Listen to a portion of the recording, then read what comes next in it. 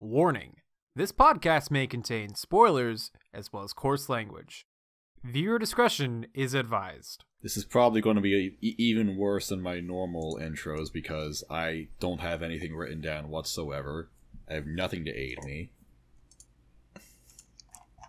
When I wing it, it's terrible. That's fair. When I wing it too, it's also can't terrible. be worse than KyoAni winging it. Hey, got him. Well, I Oof, guess that's a good starting point. Welcome, everyone, to Violet Everweekly, a weekly series on the RMA podcast discussing Violet Evergarden. We're on episode 4 now.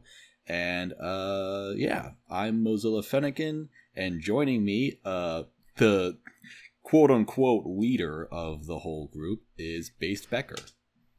Hey, what's up, guys?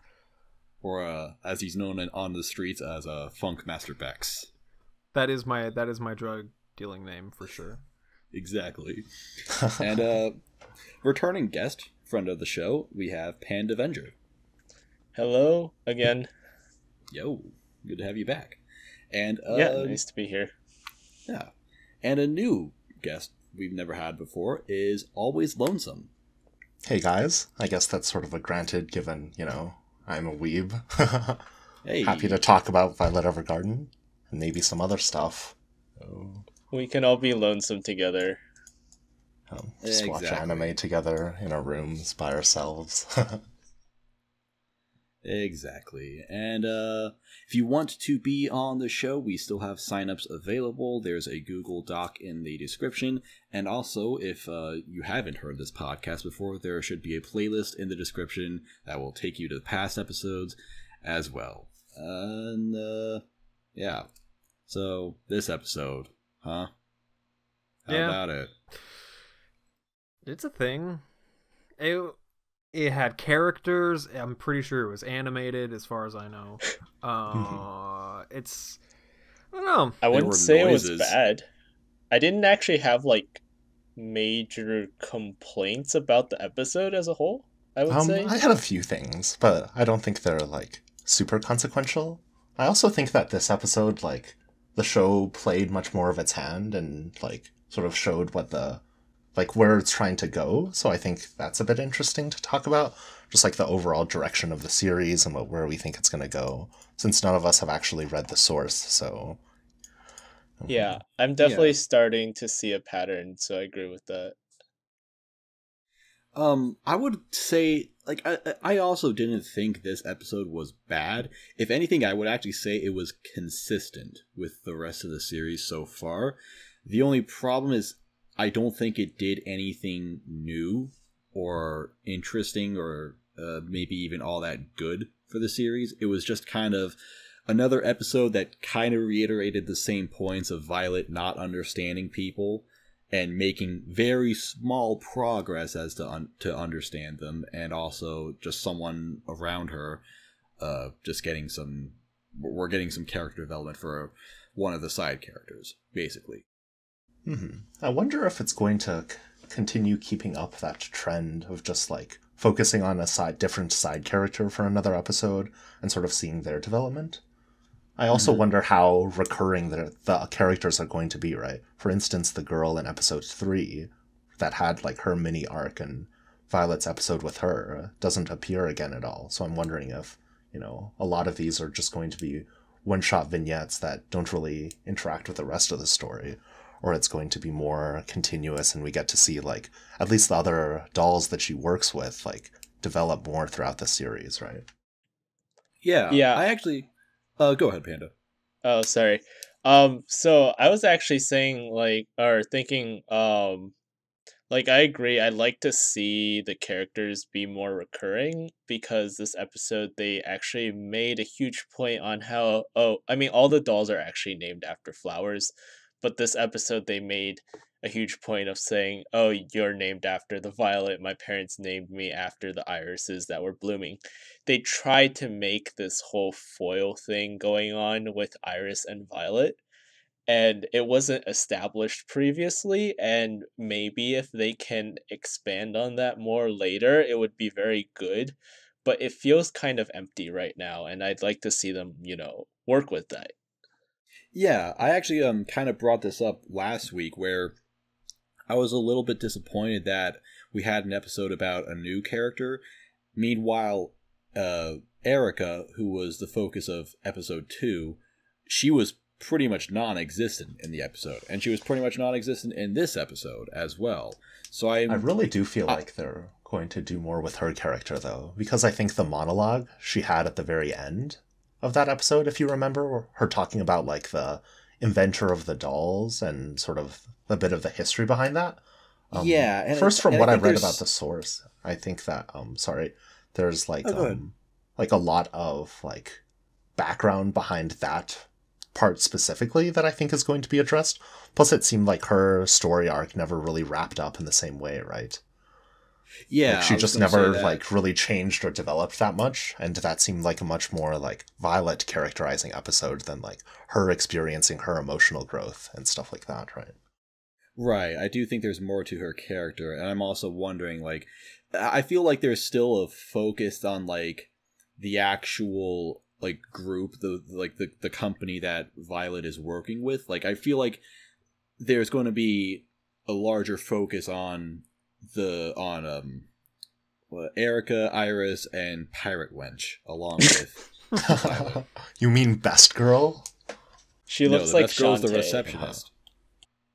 She does. Which one? There's two, right? Like, I'm pretty sure they just ripped character designs from other popular things. Like, we have short-haired Futaba as Erica. We have Shantae as Pirate Wench. Violet is Saber. And now we have Country Rem this episode. You know, it's really funny because this wouldn't even be the first time that Kyoto Animation has completely ripped off of Shantae. The fucking fairy character from Myriad Colors Phantom World was also Shantae. That's right. Holy my gosh. Ruru. My friends actually call me Ruru, like, in real life. I'm not telling you my real name, but they don't do it all the time, but it has happened. Becker, you've been suspiciously quiet. Do you have anything to add? I don't know. I thought this episode was focusing on Iris, which for the most time I thought had like the best character design. I thought she was just insanely hot, and then we get an episode about her, and it's just kind of boring. I don't know. Like, I spent a lot of the time actually just kind of looking at my phone, just like while stuff was happening, like stuff with her mom, like trying to marry her to some dude. I don't know. I never. This whole show is like never really like grabbed me. It's always feel like it's wanted to like make me feel some type of emotion with like its shot composition and its music and like these big emotional moments towards the end of the episode. But like I don't feel anything. I don't know what it just feels like. I think Panda said that it just feels kind of empty in places where it like wants to be something more, if that makes sense.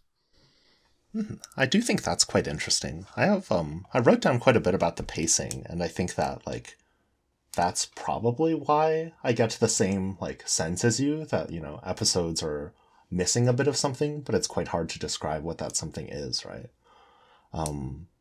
I think the episodic focus doesn't let the scenarios develop as much as they like need to. So for instance, you know, we're shown in previous episodes that this girl Iris is like a bit bitchy towards Violet, like jealous of her at times and stuff like that. And this is meant to be like the payoff episode to show like why she's like that and stuff. But there's just not enough time, I think, to let it like develop out. Like we're just like sort of told rather than shown. I don't really like that expression, but I think it's appropriate here. Huh? That Iris is like had a lot of these anxieties like growing up in her small town, that she's like really, really motivated to like become a ghostwriter and stuff like that. But, you know, I think it just needs more time to develop out that scenario and let us really get invested, right? Whereas it introduces the conflict, wraps stuff up like very quickly. And especially with the focus on Violet, like if she were a main character, like, and this were her character episode, then there might have been a lot more time to like develop her out. But because the show has to focus on Violet so much, then like her story is even more marginalized, right? Like the conflict was introduced and resolved in like less than 10 minutes of runtime. And so I think that just prevents you from relating to the character that much or forming that much of an emotional connection that the show seems to sort of expect you to, right? Yeah, Um, it's almost like, I don't know, like yeah. almost like try, it's like, I don't know, I hate to say use this term, but forcing me to feel like something for the characters when like it hasn't really demonstrated Yeah, precisely, anything. right. Yeah. I think Although, oh, I'm not sure like that's uniformly like reading the episodic discussions. There were people who were discussing like how emotional it was or how it made them cry and stuff, and there are like the scenarios are very specific. So there might be one or two that like you can relate to particularly well, and the rest might end up falling flat a bit. I think part of the reason why a lot of it doesn't feel emotional is that our main character is going around basically casually burning everyone with Oh her no, like it's the best. She's robotic slaying everyone. right. So it's just hilarious like watching her reactions that like I can't actually feel invested or sad for these people because she's just yeah, like going around slaying them. Yeah, she's like, that's not accurate, and then like Iris says something else, and then she's like, that is also not accurate, and it's just like, oh, I love you, Violet. It's Loki. The Yeah. best part of the show is Violet just kind of Like whenever there's burning like a everyone. deadpan or emotionless character, you can always count on those types of jokes working well, right? Mm-hmm. Just being Yeah. like really socially inappropriate or saying things that like everyone's thinking but no one wants to say aloud and stuff. So like I do appreciate how it does its comedy, and it's not really like an intrusive type of comedy that breaks your immersion or anything. It's quite like natural and even helps build the story. I did want to talk a lot about Violet's characterization though, since I think that's the other big like structural problem the show has, if I could describe it that way.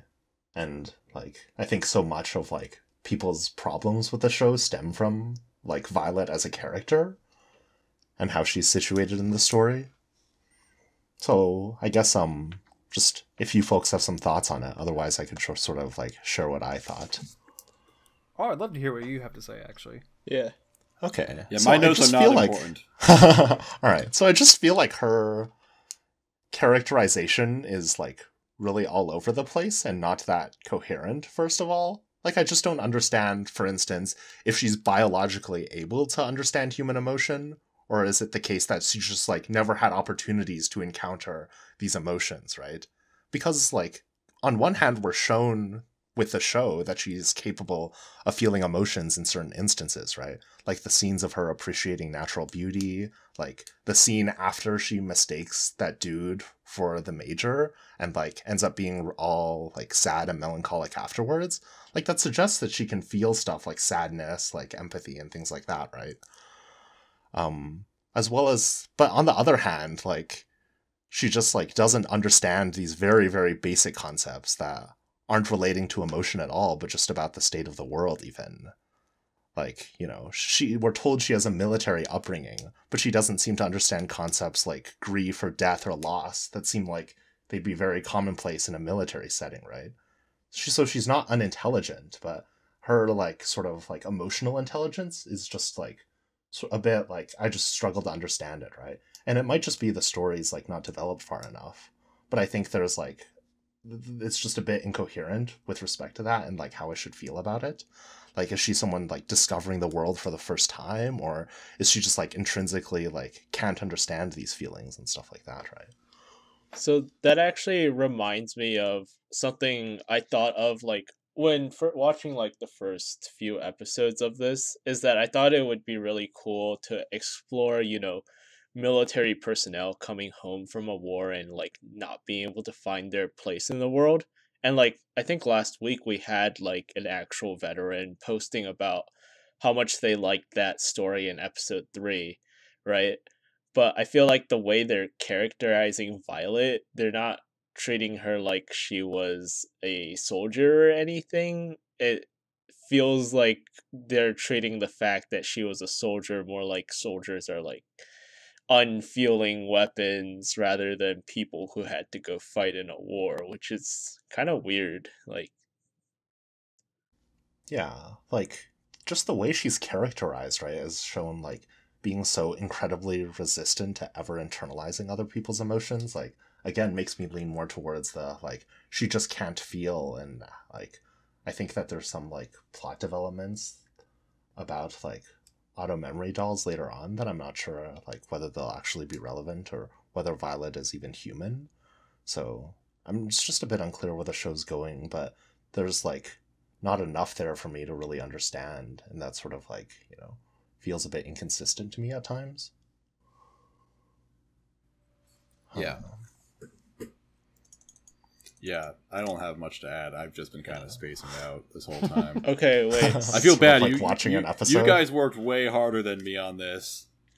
So I just have like really bullshit notes. Theory way out of left that, field.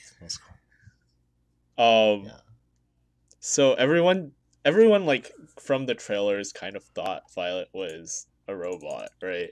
From like the novel trailers. Yes, and I think that there was some like premise that about like the premise of the novel that I read on like Novel Updates or Wikipedia or something just only talks about like auto memory dolls as being like androids that are used for like writing letters and stuff like that. But so like, you know, the more I see, the more I'm like uncertain about that, right? Yeah, what if like the big plot twist is that like there is no major, that it was like a fake memory put into her head and she's like actually a robot. Oh, I didn't even consider the first part of that. Like, I thought the Violet as a robot thing is certainly possible, and like even expected based on how they're characterizing her. Because well, wait, like, you know, I know like that could go in all sorts of directions, man. You guys have been saying it's really weird they're dancing around the topic of the Major in their conversations. They're not outright saying that he's dead, even when Violet's not around. Even though like she seems like she's like intelligent enough to like, you know, at least like intellectually understand that he could be dead and stuff like that, right? That's like a major sort of issue I sort of take with it. Like that doesn't seem to have anything to do with emotions. It's just that like someone who is characterized as a hardened soldier, like not even considering the possibility that this dude is dead or anything like that, seems a bit bizarre to me. But here's the thing. I thought like Claudia was like talking about like Claudia said that at the end of episode 2 that he's never coming back, and I thought that it seemed like he actually knew this guy. Like, so I don't know. In the story, like Claudia and the Major are said to be like close friends, right? And they went to school together and stuff. Right. So the Major has to be an actually. Oh yeah, that's fair. Oh yeah, right. That's true. There goes that theory. Theory, at least. Oh, rep. It was a good plot twist. Oh. It would have been fun. Oh, damn Claudia. That would have been interesting. Damn. I think it would have saved the show. KyoAni needs to hire me. Yeah, exactly. The one other thing I wanted to say about Violet as a character is that I'm not really sold on her development. Like, it doesn't seem as though Violet's meaningfully changing from these episodes, if you sort of understand what I mean. Or rather, I guess the change doesn't feel very organic, right? Like, most of the things she's learning seem to be, like, you know, descriptive things about how humans, like, interact with each other. Like, the little comment at the start of this episode where, like, you know, like, when she says, I can do it, and she's like, that means, like, she actually can't do it, right? Like, that little joke. It sort of suggests that, like, she understands that, like, people convey subtext when they talk about stuff. And the, like, little revelation she had with Iris about, like, aishiteru. I think, like, all that we sort of, like, are told that she actually learns from that encounter is that, like, you know, aishiteru is something that's very important, and, like, if the person who you say that to doesn't reciprocate, then, like, that's very upsetting. Like, those don't really seem like, you know, actual emotional connections, right? They just seem like, you know, like, descriptive facts about how humans, like, relate with each other. Whereas I think the story is more trying to sell, like, she's, like, actually internalizing and understanding human emotions. But I'm not very sold on that sort of development yet. Yeah, it's like, I don't know. It's like this there's a lots of interesting things going on with this anime, but even though it's already been 4 episodes, it's like there's just not enough substance to it to really get a grasp on all of it. Mm-hmm. We just I can't. actually have a bit of a theory for why that's the case. Like, I've read like so many discussion threads that like people say variants of the same thing, right? Like, the show like seems to be good in a lot of respects, but it's just missing that something that like draws you in or engages you or like makes you want to keep watching, right? But people sort of like have a hard time describing what that thing is. Like, what is this show missing, right? Like, Whoa. Maybe it's like maybe something it's missing is like some internalization of Violet, of how she is actually thinking of everyone. I don't know. I just kind of think to like... You want the light novel monologues of her, like, you know... Yeah, exactly. Like, I don't know. I just kind of think of back to like... that. I just kind of think of like March Comes In Like a Lion and how the character of Rei Kiriyama is like so amazingly fleshed out, even though there's not like a whole lot of dialogue in a lot of his scenes. It's just him... I don't know, it's just him in his own thoughts, and it's like you really understand how this character works. Uh-huh. I don't know if that would actually help this show, but... Guys, what if... I think I agree a lot. What if we can't understand Violet Evergarden because we also don't know what love is? Yeah, shit. Exactly. Too real. Roll the credits. That's see you next week, guys. Yeah, exactly. That's what I have written in my notes like 6 times. It's just like, you really don't understand feeling. You really don't understand people at all. Credits roll. I Love You requires a lot of courage to say. Violet Evergarden. That's the show. So that actually, I think, sort of gets into my theory. I think what's missing from this show and what makes the show not that engaging is the lack of ideological conflict. So, like, I really love dramas as a genre, right? But I like dramas not because there's external conflict, but I like dramas because of, like, how characters internalize that and how they parse that through their worldview and how they change as a result of those conflicts, affirming their worldview or rejecting them, right? But that requires some type of ideological tension, right?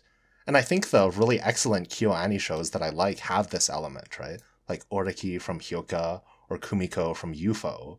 Like, they start off with certain beliefs that the world challenges around them, right? But Violet's just a blank slate. Like, there's no sort of, like, challenge or struggle or tension in terms of what she believes versus, like, the state of the world. And we're just sort of, like, you know, like, slowly receiving information, right? Like, I bet there's going to be, like, some really dramatic scene, like, you know, where she, like, breaks down later on or starts sobbing or talking about how much she values stuff. And, like, to me, that would just feel, like, very cheap and unearned because, like I mentioned earlier, I don't think, like, the development of her character is, like, that believable. But also just, like, nothing challenges who she is or what she's done, right? Like, at best, she'll just end up learning what love means and end up really valuing that or something. Yeah, she's just kind of there. She just, like, is there as a person, if that makes sense. Mm-hmm. Like, the story could be really interesting if, like, you know, like, everyone else around Violet rejected her for, you know, like, being a veteran or not being able to understand emotions. And, like, you know, the show was about, like other people, like, empathizing and understanding her value or anything like that. But there's just no conflict in this show. And that's sort of, like, it lacks that propulsive force, right? That makes you want to keep watching, I think. It's like watching that's what I was... a nature documentary. It's very pretty. There's, like, no real story. There's some really pretty establishing shots, for sure. Some gorgeous... Yeah, like, I do think we've been, like, fairly negative so far, but there are, like, a lot of really phenomenal, like, good things about the show, right? Like, you guys, I don't know how much you guys talked about it in previous episodes. I didn't get the chance to watch episodes pretty. 2 and 3. But, like, yeah, it's so It's almost pretty. like too pretty, like... Like, there was a little issue with the filters in episode 1, but I've gotten, like, used to it, and now it just looks good. Yeah, I agree. I also want to point out, like, the sound design and how, like, low-key good it is. Just, like, all the fabrics that are like when people sit down and stuff, like those sounds, the sound of her mechanical hands, like when she's wearing gloves, and you still hear like some of the gears and like the metallic like creaking and stuff, but like it's like insulated by the gloves and the right? clicking of the typewriters. That's really cool. It's all so on point. Yeah, that is good. Yeah, and the soundtrack is like very, very heavy on just pretty bare bones piano and violin themes, but I think like when there are actually or when there are more dense soundtracks, it's pretty good. Yeah, I think the soundtrack is like one of those soundtracks that's like fairly unobtrusive that you don't really like pay attention to, but it adds to the atmosphere of the series. So I think it does a good job with that. Like I wouldn't like, I'm just not someone that really notices music that much, but like I think that sort of in and of itself shows it's doing a pretty good job. Yeah, like the emotional moments aren't not working for me because of the music or lack of. It's just the writing, right? I think all the like visual and audio components, like they're doing their best when on those fronts, right, to really sell the dramatic moments. Yeah, and back to that, like I'm definitely with you in how like you, I think you've really cracked the code for me and how there's no conflict, and that's just kind of made it just kind of okay. Because like at most, I think at the beginning of this episode, we saw Iris. She was just kind of sick of Violet. She was just like, oh, fuck this bitch, doesn't know what she's doing. But then it's like, she spends like a couple hours with her, and she's like, okay, I'm starting to understand this person. Maybe she's not all bad, or maybe she's just like this and that. And it's like, okay, so it's just, Violet just kind of causes a little trouble, and then everyone understands it. And that's... It had such good potential, though, I think. Like a lot of it was like set up beforehand, right? Like how she's a bit resentful of like the preferential treatment she's getting, and like how popular Violet is, and like all those anxieties are quite believable given her backstory. It's just like her backstory wasn't fleshed out enough to make me care about her character. But like if it was, then like, you know, I would have really appreciated all the like subtle character interactions between Iris and Violet in the earlier episodes, and those feel like very believable and earned then as a result. If we're going to talk about Sora Yori later on, like I think there's a really good contrast to episode 5 of Sora Yori, and how like it did such a better job of like making you care about the like relationships of like that minor side character. Oh god, if you want a show about good characters, Place Further Than the Universe is like stellar. Literally. Right.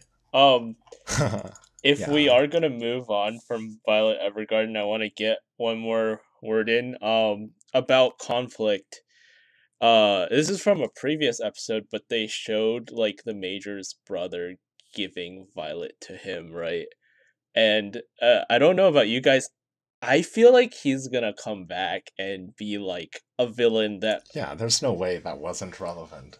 I feel like he's gonna be a villain that we don't really need. He's gonna come back and she's gonna like think he's the Major, or think like, oh, he looks like the Major, I have to follow his every word, and he's gonna treat her like crap, and that's gonna be like our conflict, and it's just gonna, in my opinion, it's gonna feel awful and forced. I'm like really scared. Now that you mention it, I feel like that will happen actually. Like, now that you mention it, it seems like such a natural development, and that would. No, really... I'm worried. Oh no, why? I'm so sorry.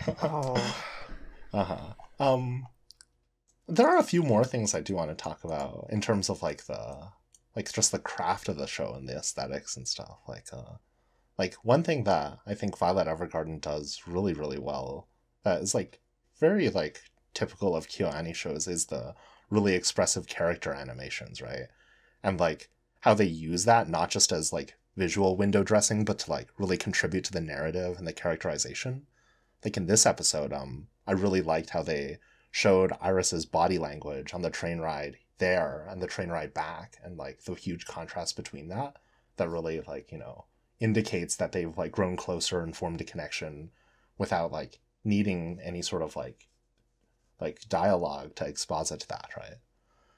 And just like so many other little moments, right? Like in the last episode, sorry it's not about this episode, but there was like, I don't know if you talked about this as well, but there was like one brief cut that like lasted for less than a second to show how the other 3 dolls reacted to like Violet getting really good grades.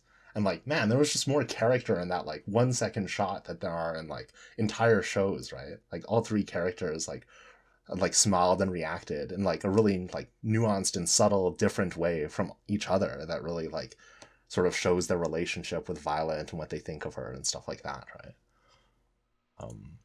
Yeah.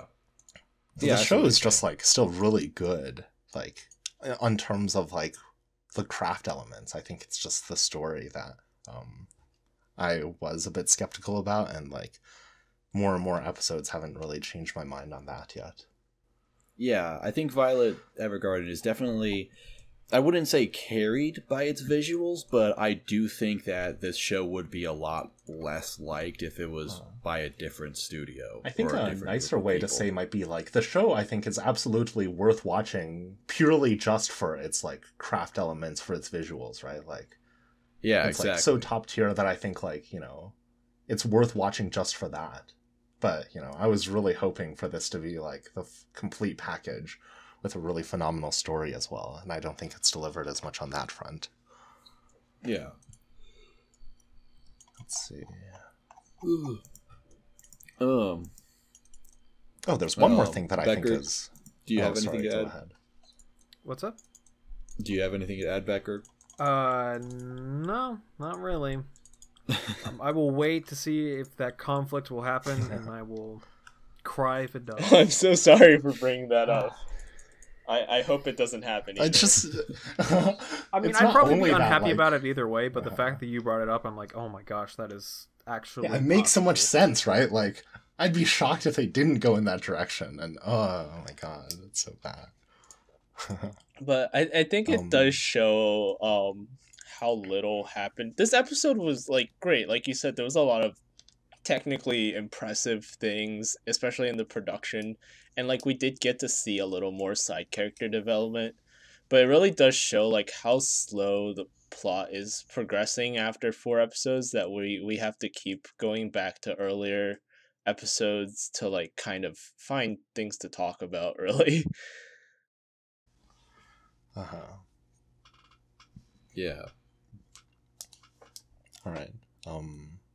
I did have one more thing I wanted to say that might be a bit controversial, but I'm not sure if you guys would agree on. It's another sort of critique I have on the show. Sorry I'm being so negative, guys. But no, go right ahead. I want to discuss all the your world spicy building. hot takes. Yeah, I want to discuss the world building of the show. So I think it's like very, very pretty and well thought out, but it's sort of like vacuous and not very well realized. So that is to say, what I mean is like, I think a lot of ideas seem like pretty haphazardly tossed out, but aren't elaborated on by the writing in a way that I'm led to believe the series thinks it's important or has something interesting to say about them. So we got like several of these sort of like, you know, nuggets of like really interesting stuff in previous episodes, right? Like the discussion of like literacy and like social inequality in this world, right? Like in a previous episode where like one of the dolls talks about like the gender politics of this world and how like the vocation of ghostwriting is like a way for feminine empowerment, right?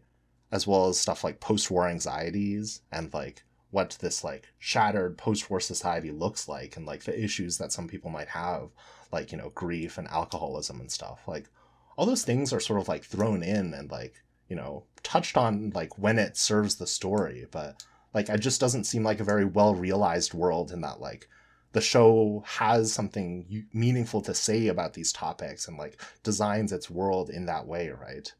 Like in passing background shots, they're just like really like, you know, beautiful shots of the city and stuff, but they don't like try to convey any of these like, you know, more nuanced or like complex ideas about what the world might actually look like, right?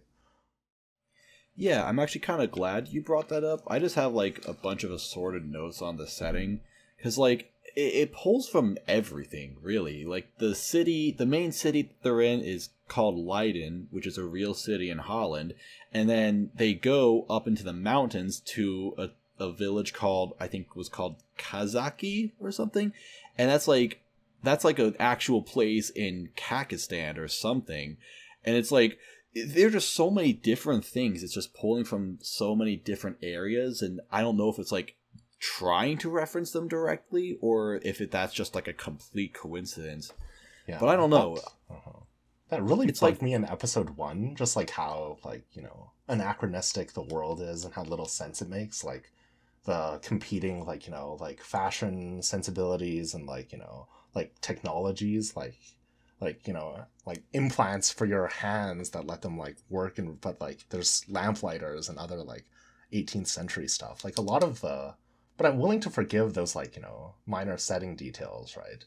I think the more fundamental issue I have is like all that just seems to be window dressing, right? It doesn't have anything to actually say about like feminism during the Victorian era or like post-war anxieties. Those are just like, you know, extraneous elements like as part of the story instead of like this part of the story itself, right? If that sort of makes yeah, sense. yeah, I get what you're saying. Like, there's a lot going on in this setting, but also there's a lot to this setting, but there's also not a lot going on in regards to like to the show, basically. Yeah, I agree. It's like I'm into this setting. I want to know a lot more about it, but so far it's just kind of thrown a bunch of things together, and I'm not sure what the point of it is. I kind of agree with you, both you guys, and it also goes back to what we were talking about the show as a whole. It's like it's very pretty, it's very impressive, and overall, it's still a very good show. It just feels hollow at times, right? A little empty. Uh huh. I am really looking forward to like the like episodes 6, 7, 8, since I think that's likely to be a big turning point. Especially because it adapts 2 novels, and that's presumably when like the climax of the first novel happens. True. So, like, every week I tell myself like, oh, you just haven't seen enough of the show yet. Like, let it play out, let it like do what it's trying to do instead of like what you want it to do. But every single week I'm just like, you know, maybe I've seen enough. I think I'm Hard to stealing say. this Yeah. from someone on the discussion thread. They said, like, ironically, Violet Evergarden's probably one of the few shows that would benefit from Netflix's like binge watch release.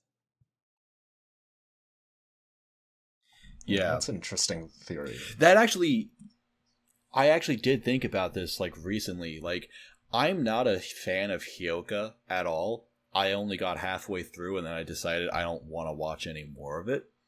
And that was also because I was just kind of watching it like actually it's weird. If I was watching Violet Evergarden on a binge, I think I would be even less patient about it. I think the reason why I'm still watching it is because it's just like 20 minutes every week, you know, and so I feel like it's just kind of there, and it's not taking up a whole lot of my time. Whereas with Hyoka, I had to actually go out of my way to watch it, and in the end, I just didn't like it, so I just kind of put it back. I don't know. I'm kind of wondering if it was like 6 months later and I was just getting around to this show, would I like it as much as I'm like tolerating it now? And if Hyoka was airing right now, would I have the same feelings about it? Would I like it more? I don't know. That's really interesting. After thinking about it a bit, I feel like structurally it's not very good for binging. Like there's like very implicit like big time skips in between each episode, and like I just feel like each episode is intended as like sort of a self-contained story that like, you know, has the like action rise and fall and resolve in like a pretty standard structure. So, you know, like given how episodic it is and given how like the pacing of it sort of works, like I'm not sure whether, yeah, I might agree that like if you're binging it, you'd have like even less patience for like the show to sort of get to its point and show like what it's trying to be about. And 4 episodes in, I don't really think we've gotten that much of that. Well, we yet, definitely even. don't know if we have anything to look forward to right now. So, yeah, it is kind of like testing people's patience in a way. Yeah. I will say, like, kind of back to what I said like the beginning, I feel like this episode wasn't bad, but it also didn't do a whole lot to push the show forward. So right now I'm just kind of in this weird state where I'm like, do I really like this show? And I know it's probably not the best thing to say, considering that I'm the one running a fucking podcast about it every week. I'm going to say this right now. This wasn't my best idea, doing this podcast. I thought this would go a little bit better, but that's how it is. And for what it's worth, I expected this episode to be like a 5-minute episode about episode 4 of Violet Evergarden, and we're at like 40 minutes right now. Oh no! Geez. So, do any of you have any do any of you have like a final point to bring up about Violet Evergarden before we close Super this? hot take. What if you guys know that theory about how Gochi Usa is set in like alternate reality World War II because of all the Japanese and Western stuff? And people were like talking about how he had yakisoba noodles like in the second episode of Violet Evergarden. What if Violet Evergarden is the prequel to Gochi Usa? Oh no! See you guys next week. Credits roll. That's a good place to stop. Yeah, I guess we're done. Thanks for listening, everyone. Bye. Yeah. So, do we not want to talk a bit about? I do want to talk about Sorayori just for a bit. Well, that's fine. Wait, it's 40 minutes though. Like 5 minutes? Oh, do you want to like? I don't know what length you want the show to be, so happy to also wrap it up here. Well, okay. Well, we can go on because Becker said it's fine, and he's the one who edits these. All right. Thank you, Base Becker. Yeah. Thanks, Mr. Becker. All right. So Yori Mori, the best show of all fucking time. It's just insanely good. This show is good. It's really I don't know how to good. All the characters just work together very well. Yeah, the characters, the dynamic between the characters, and how how snappy it is with its comedy and the jokes. Like, I think that contributes to a big part of it. Just how quick paced and really instantly gratifying it is, particularly once the characters have sort of been characterized, and it's just them playing off of each other. Right, Violet Evergarden tends to put characters one-on-one and try to do interactions that way, but Yori Moi just throws them all together and they interact so organically and naturally. It's just a joy to watch every time they make a step forward in their journey. Yeah, we've kind of mentioned that Violet Evergarden, the best parts of the character interactions are just when Violet just kind of has those I don't know how to talk. I'm sorry. When she has those quips where she just the really just deadpan rejects pointing when she just rejects obvious something shit out. When she just corrects someone, those are great, but that's pretty much the extent of it. There's not a whole lot more in the way of interactions and development. Mm-hmm. Whereas in Yori Mori, it's it feels so natural that I can't believe this is something that a person wrote. I think a lot of credit goes to the series composer, Hanada Juki. He did shows like Love Live, did shows like Chunibyo that really remind me of the same sort of really dynamic, quick pace, character interactions based on the quirks and stuff of each character, right? Same for screenplay for K-On!, those types of same Yeah, this show is very much like K-On! With the way the characters interact with each other. The I guess the kind of basic archetypes of the characters are also very much like K-On!. But I do like how they have quite a bit of depth and complexity, and their characters are a bit their character is a bit contradictory. The Antarctica so girl, how her exterior facade is being super uncaring and laser focused on her mission. She's all suffers from so much social anxiety and she's just so dorky and dumb in so many ways. She gets embarrassed really easily. That complexity and contrast really helps, right? It's not like the characters are just like anime archetypes. They like actually feel very believable because of those like, insecurities and like, unflattering personality traits that like are great for comedy and flesh out them as characters. And I also think Yeah. like the way all the shots in the episode like frames the characters in their like relationship to one another really helps to sell that point as well. Man, It's it's so good. good.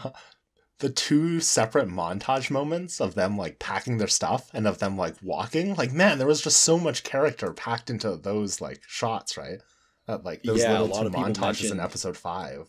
Like this Yeah, a show's lot of just people good, brought up guys. like the shot compositions in episode 5, how like there's like there are a couple different shots where it's like one character's boxed in while the others are outside of the box, and they not only use it once, which kind of conveys the obvious meaning, but they use it again to convey I've read a that different comment meaning with Hinata, right, in her Right. position.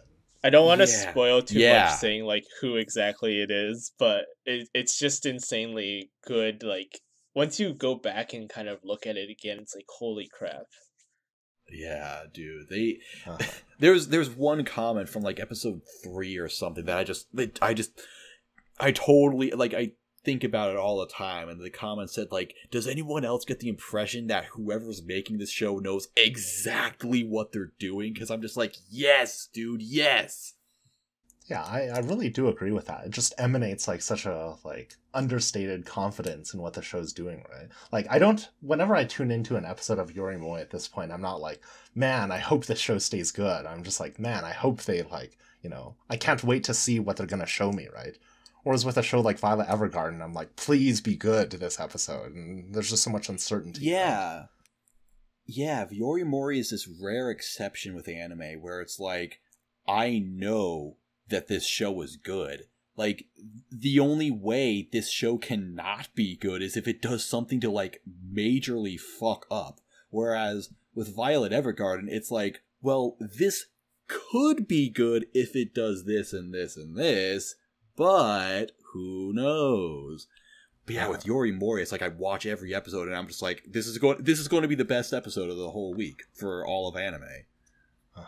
Because it I already also has think been it's so for 5 interesting weeks. how like it's setting up like a huge paradigm shift in like how the story is going to work, right? Like can we spoil like the episode and stuff? Like they're actually off to Antarctica by now, right? And like that seems like it's going to change like so much of the show's dynamics and stuff like that, right? Like the scenarios they're in, the types of interactions. And I'm like not at all concerned, right? I'm so looking forward to seeing how the show is going to change. Whereas like in another show, I'm like, oh man, like, they just like took a lot of the elements that I liked and like pretty much got rid of them, and now they're attempting something new and risky, and it might not turn out well, but like, I'm just so excited to see what the show's going to do at this point. Yeah, I'm with you. I could watch any kind of show with these characters. It would be good. Mm-hmm. If you're not watching A Place Further Than the Universe, you should be fucking watching it right now. You shouldn't even be listening Yeah, to you this could have podcast. watched 2 episodes of A Place Further Than the Universe instead of listening. Yeah, what the fuck are It's you so doing? much better than this podcast. It is way better than this podcast. It is way more worth your time. Look, I'm going to be honest with you. The only reason why we're doing this podcast is because it's February 1st, and that's Mayushi's birthday. That's the only reason why I'm actually doing this. I forgot about. Is it Mayuri or Mayushi? Oh shit, is it? Yes. Did you make some like really elaborate like happy birthday post to farm all that chicken karma? tenders? This is that's exactly what this is. Right. We'll get on that. I don't see anything on Reddit yet about Mayuri's birthday, so Dude, you better post it, Mo. Get that karma. I should have. Along with like a Say You birthday post, because that's I super easy I karma. saw a post on 4chan. Yeah. No one's going to think I'm weird. Ooh! I'm going to go there right now. Okay. I don't have anything else to say besides that. Violet Evergarden's alright. Watch Sorayori. Tell people to watch this podcast, but before that, tell them to watch Sorayori. Oh. I just opened up 4chan and like the top thread is a Sorayori thread, and the post says, "Has there ever been a greater betrayal in anime history?" The answer is no. Is that talking about the part where she like trips intentionally, like unplugs her video game? Yeah, it was actually this where she said we're not friends anymore. Oh, I see. And that is legit like top 10 anime betrayals right there. It's, okay, I'm sorry. I'm sorry to drag this out more, but like when I thought about like when she revealed that she was the one who was kind of sabotaging the girls, like, yeah, I'm the one who spread all those rumors. I'm the one who, I don't know, did this and that. It's like if they didn't explain that, I wouldn't have thought about it, and even if someone brought it up, it wouldn't have mattered, because it's like, okay, who cares? But now that they did bring it up, I'm like, oh my god, that's the smartest thing I've ever seen. Like, yeah, it's just such a well-written subplot, it right? Fits you could so perfectly. Once again, like, whoever's making this, it just knows builds what they're doing.